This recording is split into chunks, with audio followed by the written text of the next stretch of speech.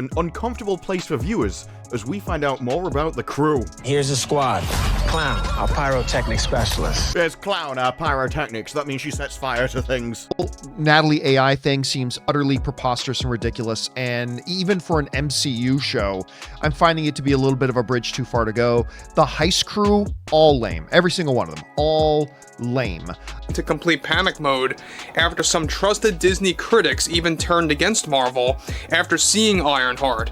Now, one significant development going on now involves more to do with Ironheart firings, and now the drama surrounding that worsened for both Marvel and Disney. It turns out it finally happened. The Marvel Cinematic Universe, once the crown jewel of modern pop culture, just lit a match and tossed it directly onto the legacy of one of its most beloved heroes, Tony Stark, aka Iron Man. And standing in the middle of the inferno, Dominique Thorne as Riri Williams, also known as Ironheart. The internet has officially gone nuclear. The newly released Ironheart series is trending, but not for the reasons Marvel hoped. Instead of applause, it's triggering a Category 5 meltdown across social media. Fans are furious, critics are divided, and even casual viewers are asking, what the hell happened to Marvel? The show isn't just being called bad, it's being called the death rattle of the MCU. HR. The first character I could get behind is a bloke that loves knives and throws them at people. That's the foundation of a good TV series right there. That's why the show hated it. Hi, I'm John. My parents didn't say I love you, so now I play with knives. Hi, I've got 70 IQ. I can't abstract and think I'm the center of the universe. I can't comprehend anything that isn't me, so I just think men are broke. And at the heart of the storm is Dominique Thorne's portrayal of Riri Williams, a character that seems less like a successor to Tony Stark and more like an insult to everything he stood for. Let's rewind. Remember 2012's The Avengers? That film was lightning in a bottle, a near-perfect balance of character development, emotional stakes, humor, and jaw-dropping action. Tony Stark was the beating heart of the franchise, evolving from narcissistic weapons dealer to self-sacrificing savior of the universe. His arc ended heroically in Endgame, bringing fans to tears as he whispered, "I am Iron Man," before snapping Thanos out of existence. And why she's frustrated. That's how I feel watching her interviews. How do you feel about the impact that she's having on young Black girls? And I'm going to be completely honest, on Black women. You know, this is yet another area that's getting vibrant. It's getting full in the way that it should be. Fast forward to 2025, and Marvel's biggest statement is, Ironheart, fans feel blindsided. Marvel went from telling human stories with superpowered stakes to peddling content that feels like it was written by a DEI committee. Instead of earned moments and growth, we get checkbox diversity and TikTok-style dialogue. The soul of the MCU? Missing in action, Riri Williams, on paper, should be compelling. A teenage genius who builds her own Iron Man suit? Sounds cool, right? But the execution, and we mean this literally, kills the potential. Instead of being the next great mind of the MCU, Riri comes off as smug, self-serving, and strangely detached from any real heroism. She lies, she steals, she sells homework for cash, she brags. She literally gets kicked out of MIT for breaking rules and treating genius like a party trick. Even worse, she doesn't want to save the world. She wants to go viral. Unlike Tony, who was haunted by guilt and driven to make up for past sins, Riri's motivation seems to be likes and clout. It deserves your attention. Ironheart deserves your attention. That's how I knew. I was like, oh, they are desperate to get people to watch this damn show. After I did my reaction, I kept getting, hey, it wasn't that bad. I just watched it. Hey, I just watched the first 3 episodes. It wasn't that bad. In one viral scene, she openly dismisses Tony Stark. I won't roast him off rip, but he was mid. Fans exploded over the line. Tony Stark, the man who built an arc reactor in a cave with a box of scraps, the man who gave his life to save the universe, reduced to a meme. Let's talk about the supporting cast. It's like Marvel created a character sheet titled "Who Can We Add for Maximum Buzzwords?" We get a drag queen sidekick who speaks in non-stop punchlines, a transgender non-binary roommate who talks more about identity than plot, and a character literally named Clown who acts like Riri's bargain bin Ned Leeds. And then there's the Hood, a gritty villain who feels like he stumbled in from another show entirely. These characters aren't bad because of their identities, they're bad because they're written badly. Instead of exploring depth, nuance, or flaws, they feel like props in a social justice brochure. They exist to tick boxes, not to tell stories. Compare that to Marvel's past. Think of Loki, Wanda, or even Killmonger. Complex, flawed, and compelling. That's representation done right. The script for Ironheart reads like a group chat between undergrads who think every sentence deserves a clap emoji. The dialogue is drenched in hashtags, Gen Z slang, slang, and fourth wall-breaking commentary. It's less Marvel Cinematic Universe, more Marvel Cinematic University freshman improv. Gone are the emotionally charged conversations between Cap and Iron Man. Gone are the quiet, reflective moments. Now we get lines like, "I'm iconic, period," or "This ain't no origin story, it's a revolution." Someone get Joss Whedon on the phone. Hell, even Taika Waititi. Marvel didn't just introduce a new character, they replaced a legend with someone who openly trashes him. Tony Stark worked for everything. He suffered, he made mistakes, he grew, and he died a hero. Riri Williams shows up with stolen tech, no arc, and a mountain of ego. And Marvel expects fans to clap like seals. The most frustrating part? Dominique Thorne is talented. In Judas and the Black Messiah, she gave a compelling, grounded performance. But here, she's given a script that treats heroism like a TikTok trend. Even her costume looks like something from Power Rangers, out of budget edition. The scores don't lie, unless they do. Let's talk numbers. IMDb, a brutal 4.3. Rotten Tomatoes audience score started in the 30s. Then, out of nowhere, it leapt to 67%. Curious? It gets better. Thousands of negative reviews? Gone. Scrubbed like a bad tweet from a celebrity PR team. The remaining reviews? Suspiciously similar. Phrases like essential representation, important viewing,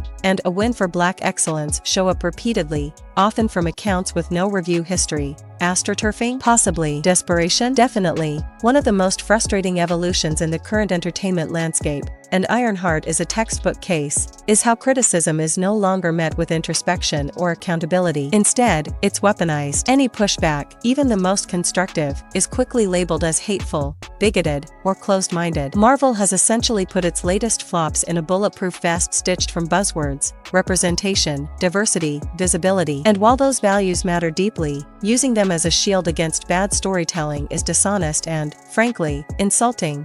This isn't just fans nitpicking. We're not talking about people refusing to engage with a show because it features a Black female lead or LGBTQ characters. We're talking about audiences rejecting lazy execution, writing that talks at people, not to them. Yet, the moment Ironheart received a wave of negative reviews, the immediate response wasn't "let's listen," it was "let's deflect." As if being disappointed in the show's paper-thin plot and underdeveloped characters meant you were somehow opposed to progress. This tactic is nothing new. Remember how She-Hulk, attorney-at-law, dismissed genuine fan fatigue with jokes about toxic masculinity and Twitter trolls? Or how the Marvel's promo campaign leaned heavily on inclusion buzzwords while ignoring the fact that fans simply wanted a cohesive story with characters they could care about? Marvel has mastered the art of turning identity into armor, a protective shell not for its characters, but for its writing staff and producers. Ironheart's reception proves that again, and what's most disappointing is how it silences real dialogue. Genuine fans who wanted to love Riri Williams, who hoped for a compelling story about a young Black genius trying to find her place in Tony Stark's shadow, are told their critiques are invalid. That's not empowerment, that's narrative gaslighting. When diversity becomes a substitute for depth, nobody wins, least of all the communities these shows claim to celebrate. Let's be crystal clear here. Dominique Thorne's Riri Williams didn't just arrive on screen, she arrived dragging Tony Stark's legacy behind her like unwanted baggage. And the disrespect was loud. In Ironheart, when Tony Stark is mentioned, Riri, the same teenager who got expelled for academic dishonesty, offers a throwaway line about him contributing to the field and says she won't roast him off rip. Really? That's it? That's how we address the man who literally laid down his life to save the universe? Tony Stark wasn't just the backbone of the MCU, he was the MCU for a decade. Robert Downey Jr. didn't just play Iron Man, he resurrected Marvel Studios from near bankruptcy. He made snarky brilliance iconic, he gave us pathos in a metal suit, he showed us a redemption arc that millions connected to. And now, the character who is supposedly carrying on his legacy is a teenager who steals lab equipment, builds a suit to boost her ego, and mocks Stark's contributions like he was a footnote in her science fair. It's not just disrespectful, it's lazy writing disguised as next-gen confidence. There's no homage, no reverence, no sense that this new hero has earned the torch she's grabbing. It's all entitlement, no legacy. Imagine if Peter Parker had dismissed Uncle Ben with "he contributed to the field, so I won't roast him." It would be outrageous. Yet somehow Marvel thinks they can hand-wave away Stark's impact because the new protagonist fits a different mold. Tony's death in Endgame was supposed to be a moment of reckoning, a line drawn in the sand where every hero who came after had to live up to that sacrifice. place. Instead, Riri treats it like background noise to her own narrative of self-importance. Fans didn't ask for Riri to be Tony Stark. We asked for her to honor him, to acknowledge his genius not as something to outshine, but as something to aspire to. That's how you build legacy. That's how you win fans. So now that the Ironheart experiment has gone off the rails, the question looms large. Where does Marvel go from here? Because if this is the future of the MCU, if Ironheart is the flagship of Phase Lecture, then Marvel isn't just in a slump, it's in a nosedive. Marvel used to be about heroes becoming legends. Steve Rogers going from a sickly kid in Brooklyn to leading the Avengers. Thor shedding arrogance to learn humility. Wanda confronting grief. These weren't perfect people, they were flawed, and that made them powerful. But now we get characters like Riri who are introduced fully formed, smugly superior, and immune to consequence. The journey is skipped, the growth is assumed, and the audience is expected to applaud on command. The problem isn't just Ironheart, it's a growing trend. From Eternals to Secret Invasion, Marvel has been pumping out content that feels algorithmic, characters created by committee, stories driven by hashtags, dialogue that reads like recycled Twitter threads. And worse, they're doubling down. Riri's crew includes every checkbox from the diversity spreadsheet, but no compelling arcs. The Hood, thrown in for grit. A drag queen who never stops delivering sass instead of story. A non-binary side character whose entire personality is their pronouns. It's not representation, it's cosplay without consequence. Marvel has lost the thread. Their confusing message with meaning. They think if they speak loud enough about identity, they don't have to say anything about character. And audiences are seeing through it. So where do they go? Hopefully, back to storytelling that earns emotion, not demands it. Back to heroes who struggle, who fail, who grow into greatness, not show up declaring themselves iconic. Back to respecting the legacy of characters like Tony Stark, rather than using them as stepping stones for unearned successors. Marvel doesn't need to reboot its universe, it needs to reboot its values. If not, the studio that once built a billion-dollar empire on the back of emotional storytelling and real stakes will become just another content mill, churning out forgettable characters in flashy suits no one asked for. And Ironheart? It won't be remembered as the start of something new.